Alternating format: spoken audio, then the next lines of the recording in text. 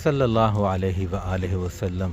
अस्सलामु अलैकुम दोस्तों, मोहम्मद अजीम हयात यूके के शहर लंदन से हाज़िर खिदमत हूँ एक वीडियो के साथ। दोस्तों अल्लाह ताला की ज़ात का करोड़ा शुक्र कि उसने एक और जुम्मा ईमान और सेहत की सलामती के साथ नसीब फरमाया। मैं भी जुम्मा पढ़ के जो है फ़ारिग हुआ हूँ और एक बहुत ज़रूरी बात आपसे करनी है। मेरी जितनी भी वीडियोस दोस्तों होती हैं उसमें मैंने बहुत ही कम ऐसा कहा होता है या कहा है कभी कि ये वीडियो ज़रूर देखिएगा। एक छोटी सी बात है आप लोगों के साथ शेयर करनी है और आप ये वीडियो ज़रूर देखिएगा। और उसके लिए मेरे ख़्याल में आज चलते फिरते नहीं, क्योंकि धूप काफ़ी तेज़ है, गाड़ी में बैठता हूँ और फिर अपनी बात जो है वो मैं मुकम्मल करता हूँ। बहरहाल आज जुम्मे का दिन जो है अल्हम्दुलिल्लाह मौसम बहुत ही खूबसूरत है। बाकी बात जो है वो फिर गाड़ी में बैठ के करते हैं। जी दोस्तों, मौसम बहुत खूबसूरत था तो मैं पार्क में आ गया हूँ। मैं कहा 5 मिनट की वीडियो यहीं पर मुकम्मल कर लेता हूँ। तमहीद नहीं बांधूंगा, मुख्तसर करके कोशिश करता हूँ सदका जारी के तौर पर। आपने बहरहाल देखना और मुझे बताना ज़रूर है। दोस्तों चंद रोज़ पहले मैंने अपने दादा जान मरहूम को लेकर एक उनकी ज़िंदगी से जुड़ा हुआ एक वाक़या, सच्चा वाक़या, वो मैंने अपने फ़ेसबुक पेज पर डाला और हज़ारों की तादाद में लाइक्स आए और हज़ारों की तादाद में लोगों ने दुआएं दी, उनको मग़फ़रत की और बहुत सराहा।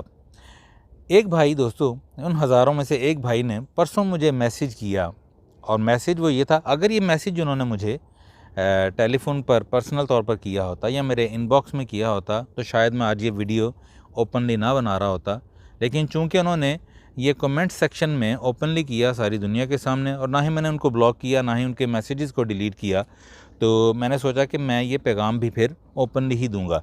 दोस्तों वो मुझे कहने लगे अपने कमेंट में कि पाकिस्तान में लोगों के हालात बड़े ख़राब हैं और तुम इस तरह की मन घड़त झूठी कहानियाँ अपने दादा से मंसूब करके लोगों को सुना रहे हो और तुम ये चाहते हो कि लोग तुम्हारे दादा की तकलीद शुरू कर दें, उनकी पैरवी करें, और इस तरह की बहुत सी अजीब अजीब सी बातें उसने की।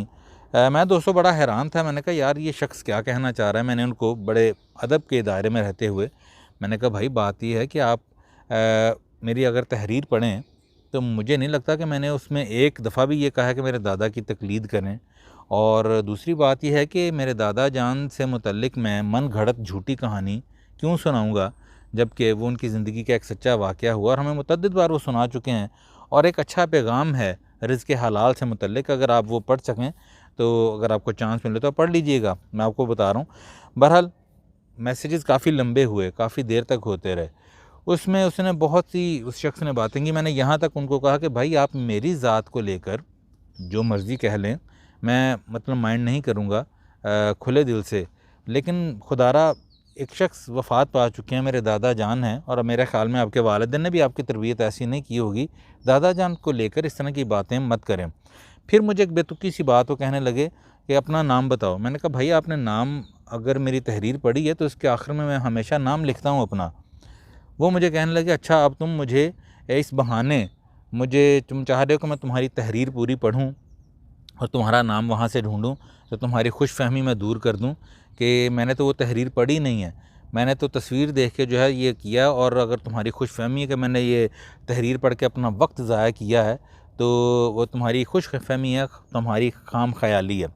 दोस्तों ये एक ऐसा जवाब था जिसने मुझे सोचने पर मजबूर कर दिया कि ये शख्स जो है ये आखिर क्या चाह रहा है और मतलब बेतुकी सी बातें कर रहा है। मैंने उसको कहा भाई मेरी बात सुनो कि जब एक शख्स किसी पर जरा करता है या बहस करता है, कोई जिसे कहते हैं कि हेल्दी डिबेट जिसे कहते हैं, तो पहले दूसरे का मौक़िफ़ सुनता है या पढ़ता है या देखता है, उसके बाद अपनी बात करता है। तुमने वो तहरीर पढ़ी भी नहीं और तहरीर पढ़े बग़ैर ही सिर्फ़ मेरी और मेरे दादा जान की तस्वीर देख के तुम इस तरह की घटिया बातें और इस तरह के फ़ज़ूल इल्ज़ामात और मतलब सबसे बड़ी बात मैं कहूँगा कि बदगुमानी तुम कर रहे हो, जो कि बहुत बड़ा गुनाह है।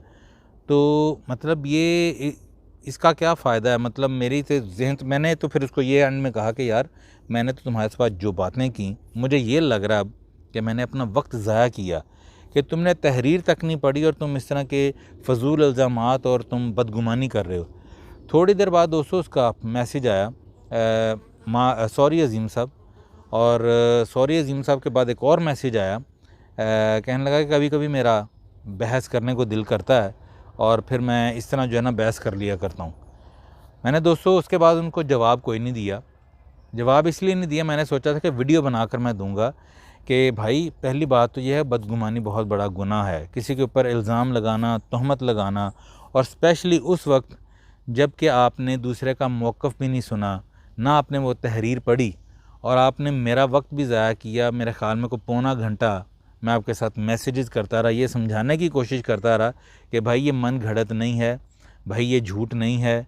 आप मेरे दादा जान को इस तरह फजूल अल्फाज से जो है वो ना नवाजी, अस्तगफिरुल्लाह। नेक रूह थी, 27 रमज़ान मुबारक में वो दुनिया से रुखसत हुए, और एक मैसेज जो है वो हलाल रिज़्क़ को जो कमाने का उन्होंने दिया था, वो उसमें मैंने तहरीर में लिखा था। और अब तुम तहरीर पढ़ के तो इस तरह की बात कर रहे हो कि मेरा बहस करने को जब कभी दिल करे तो मैं इस तरह कर लिया करता हूँ। तो भाई बहस ज़रूर करो, लेकिन बहस करने से पहले ये ज़रूर सोचो कि आपके गुनाह के ज़ुमरे में तो नहीं आ रहे। बहस उस वक्त होती है जब आपने सामने वाले का मौक़िफ़ सुना हो या देखा हो। बिन देखे बिन पढ़े कोई बहस नहीं होती, वो लड़ाई की तरफ जाती है। बात लड़ाई होती है, गालम गलोच होती है, और अल्हम्दुलिल्लाह मेरी तरबियत मेरे वालिदैन ने ऐसी नहीं की। तो बहरहाल दोस्तों, आपसे छोटी सी रिक्वेस्ट यही है कि जब कभी भी जहाँ कहीं भी आपको भी मौका मिले या कोई ऐसा मसला हो, तो सामने वाले का मौक़िफ़ ज़रूर जानिए। सामने वाले को पहले सुनिए, देखिए वो क्या कह रहा है, उसके बाद अपनी राय दीजिए। इख्तिलाफ़ राय बहुत अच्छा होता है दोस्तों। हेल्दी बहस जो है, सेहतमंद बहस जो है, वो बहुत अच्छी होती है। इंसान का जहन खुलता है, बहुत सी चीज़ें जानने को, सुनने को मिलती हैं। लेकिन उसी वक्त ये हेल्दी होती है जब आप दूसरे के मौक़िफ़ को सुनकर अपना मौक़िफ़ उसके सामने रखते हैं। लेकिन अगर आप लड़ाई की नीयत से ही आए हैं तो फिर उसका फ़ायदा कोई नहीं होगा, उसके नुकसानात बहुत हैं। बहरहाल छोटा सा मैसेज आज जुम्मे के दिन, बदगुमानी से बचिए, इल्ज़ाम तराशी से बचिए, तहमत से बचिए। मैं ख़ुद गुनाहगार रियाकार इंसान हूँ, अल्लाह ताला मुझे भी तौफ़ीक दे ऐसे तमाम गुनाहों से बचने की। और ये एक सदका जारिया के तौर पर मैंने जो है वो बनाया क्लिप, और इसलिए बनाया, कभी मैं इस तरह का बनाता नहीं हूँ, सिर्फ़ इसलिए बनाया कि मैं हैरान और परेशान था कि इस शख्स ने बग़ैर पढ़े, बग़ैर देखे दादा मरहूम को, एक ऐसे शख्स को जो इस दुनिया से जा चुके हैं, उनके मुतल्लिक़ इस तरह की बातें की। बहरहाल वालिदैन सांझे होते हैं और वालिदैन की इज़्ज़त करनी चाहिए, बुज़ुर्गों की इज़्ज़त करनी चाहिए, और उनसे जुड़े हुए वाक़यात जो हैं दोस्तों, वो हमारी ज़िंदगी का बहुत बड़ा सरमाया होते हैं। इनको मन घड़त या इनको अफ़सानवी नहीं कहा जाना चाहिए। अपना ख्याल रखिएगा। दुआ है कि अल्लाह पाक अपने प्यारे महबूब सल्लल्लाहु अलैहि वसल्लम के सदक़े हम सब पर अपनी रहमतों का ख़ास नज़ूल करे। वतन अज़ीज़ पाकिस्तान को अपनी अमान में रखे। जो जहाँ जहाँ ये वीडियो देख रहा है, मुझे इजाज़त दीजिए, मुझे भी अपनी दुआ में याद रखिएगा। अस्सलामु अलैकुम।